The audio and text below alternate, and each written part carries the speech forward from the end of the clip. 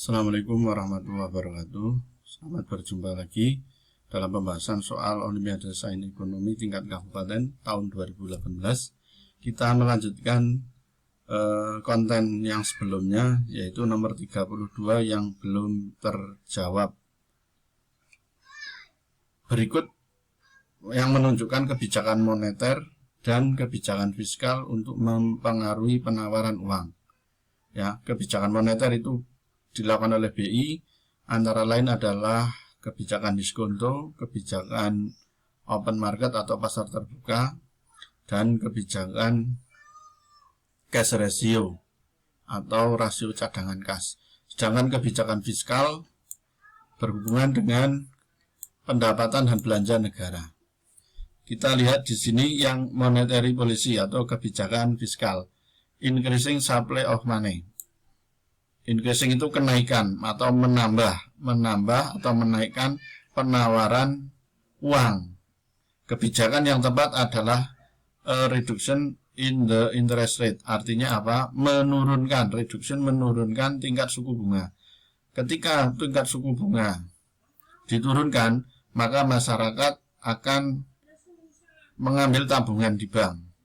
Atau ketika suku bunga pinjaman turun, maka masyarakat yang meminjam akan semakin banyak, sehingga itu akan menambah uang beredar. Maka ini adalah increasing, menaikkan atau menambah supply of money, menambah jumlah uang beredar. Maka yang tepat ini, menurunkan tingkat suku bunga.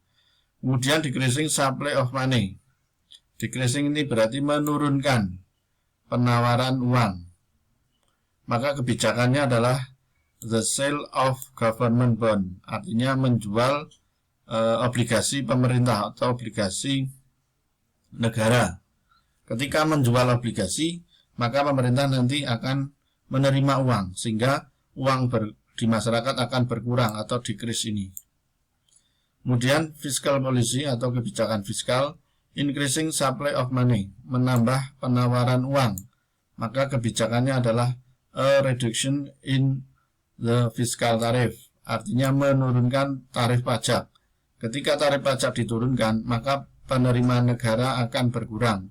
Otomatis uang yang beredar akan semakin banyak, increasing. Kemudian decreasing supply of money, berarti menurunkan penawaran uang. Maka kebijakannya adalah to decrease in the government expenditure, artinya menurunkan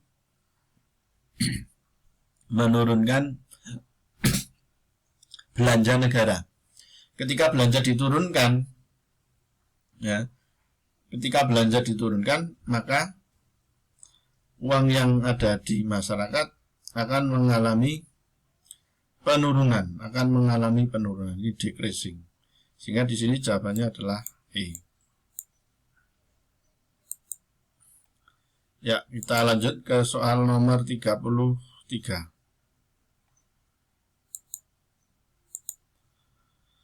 Langsung kita terjemahkan saja. Anggaran pendapatan dan belanja negara tahun 2017 sebesar 1.750,3 miliar rupiah.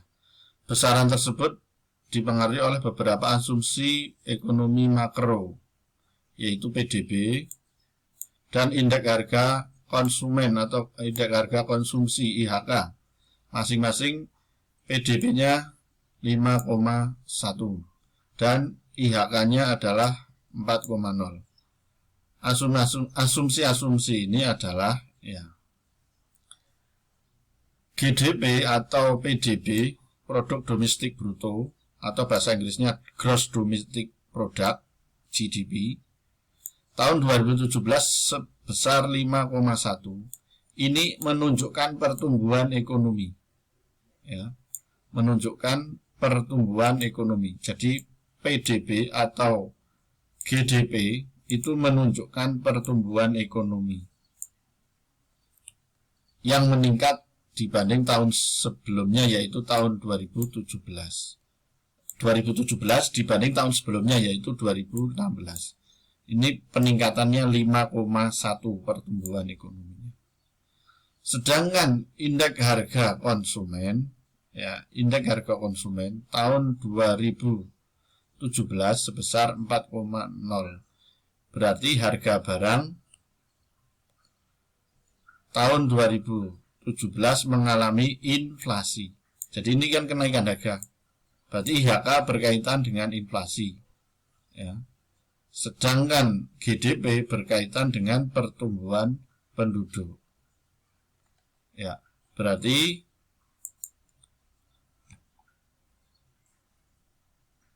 yang 5,1 itu adalah kaitan dengan pertumbuhan ekonomi growth, dan 4,0 itu IHK, itu berarti berkaitan dengan inflasi. Sehingga ini jawabannya adalah C. Ya, jawabannya C.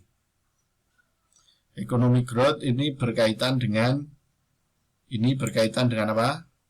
GDP.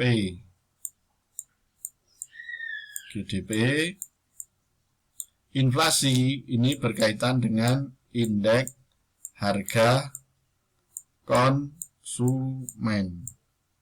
Ya, sehingga jawabannya adalah C. Kita lanjut ke nomor 34.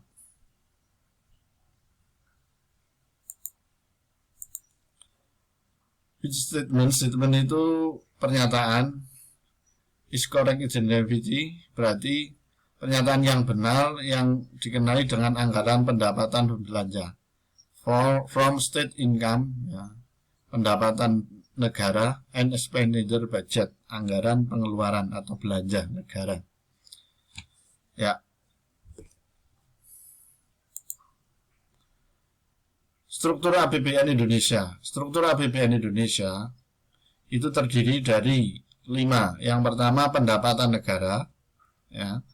Pendapatan negara itu ada pendapatan dalam negeri, jadi diperoleh di dalam negeri, dan penerimaan hibah. Hibah itu adalah penerimaan negara dari negara lain atau dari masyarakat bisa, tanpa ada kewajiban untuk mengembalikan. Jadi pemberian. Kemudian belanja negara. Belanja negara dibagi menjadi 2, belanja pemerintah pusat, ya, untuk pemerintah pusat. Kemudian transfer ke daerah, diberikan kepada pemerintah daerah pada APBD masing-masing, dan dana desa. Jadi setiap desa sekarang mendapatkan 1 miliar ini dari pos dana desa. Kemudian keseimbangan primer. Keseimbangan primer antara pendapatan negara dan belanja negara. Kemudian bisa surplus atau defisit anggaran. Surplus manakala pendapatan lebih banyak daripada belanja. Defisit manakala belanja lebih besar daripada pendapatan negara. Kemudian pembiayaan anggaran. Pembiayaan anggaran ini adalah untuk menutup kekurangan anggaran. Ya, untuk menutup kekurangan anggaran. Ya, baiklah, di sini pernyataan mana yang benar yang dikenali dengan anggaran pendapatan belanja negara? Maka di sini yang paling tepat adalah A.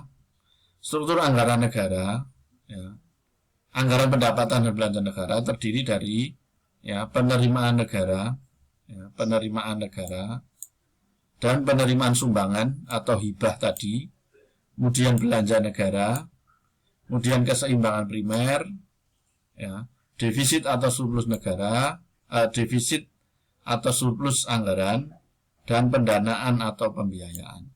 Sehingga jawabannya adalah A.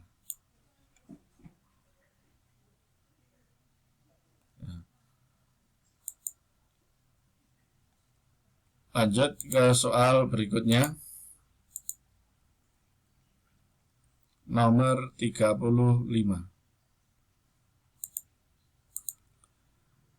Pak Soma memiliki sebidang tanah 400 meter persegi dan luas bangunan 150 meter persegi. Harga tanah 800.000 per meter persegi, harga bangunan 250.000 per meter persegi. Jika NJOP TKP, nilai jual objek pajak tidak kena pajak 12 juta, maka besarnya PBB terutang adalah, ya, baiklah, langsung kita hitung NJOP-nya. Apa itu NJOP? NJOP adalah nilai jual objek pajak. Di sini terdiri dari 2 objek pajaknya, yaitu tanah dan bangunan. Kita cari NJOP tanahnya, ya. dari luasnya kan 400, ini tanah 400 kali per meternya adalah 800, ini 800.000 dikalikan, sehingga harga tanah, nilai jual tanahnya adalah 320 juta. Kemudian bangunan luasnya adalah 150 meter persegi, ya, 150 meter persegi kali harga per meternya adalah 250.000 dikalikan, sehingga ketemunya 37.500.000. Berarti nilai jual objek pajak yang terdiri tanah dan bangunan kita tambahkan, ketemunya 357.500.000. Kemudian dikurangi dengan nilai jual objek pajak tidak kena pajak, yaitu 12 juta. Ini dikurangi, ketemunya 345.500.000. Kemudian kita kalikan dengan tarif PBB. Tarif PBB-nya adalah 0,5% kali 20% kali dengan ini NJPKP, nilai jual pajak kena pajak. Ya, setelah dikurangi NJPTKP, yaitu ketemunya ini dikurangi nolnya 3 saja. Kenapa? Karena ini sama saja dengan 1/1000. 0,5% kali 20% itu sama saja 1/1000. Sehingga ini dikurangi nolnya 3, sehingga ketemunya 345.500 rupiah. Sehingga jawabannya adalah C.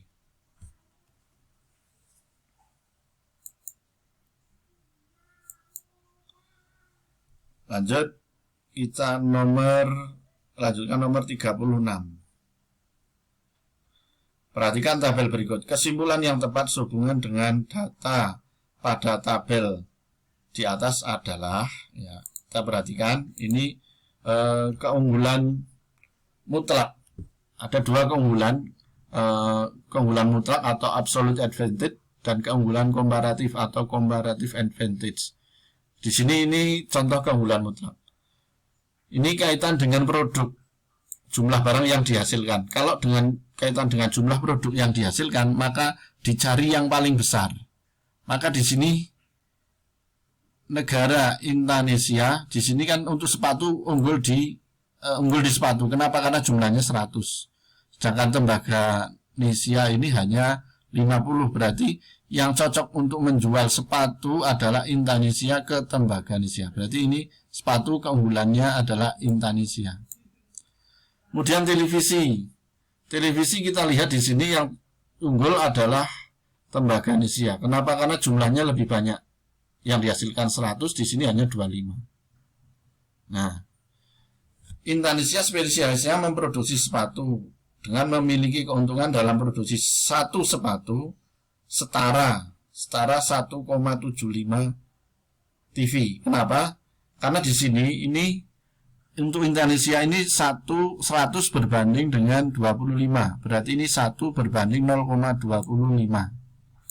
Berarti di sini ini angka 2 dari mana? Angka 2 ini 1/2-nya. Ini kan 2 kali lipatnya. Ini 2 kali lipatnya. 2 kalinya. Sehingga di sini 2 min 0,25. Dari ini 0,25 ini 1/4-nya. Sehingga jika mengekspor 100 sepatu akan memperoleh keuntungan 175 TV. Dari mana? 100 kali 1,75. Ya, 1,75 dari mana? 2. Kenapa 2? Karena 100 berbanding 50 kan 2 kali lipatnya ini. Kemudian dikurangi dengan 0,25 dari ini. Ini kan berbanding 100 sama 25 itu 1/4-nya atau 1 berbanding 0,25. Kemudian tembaga Indonesia ini unggul 4 kali. 4 kalinya.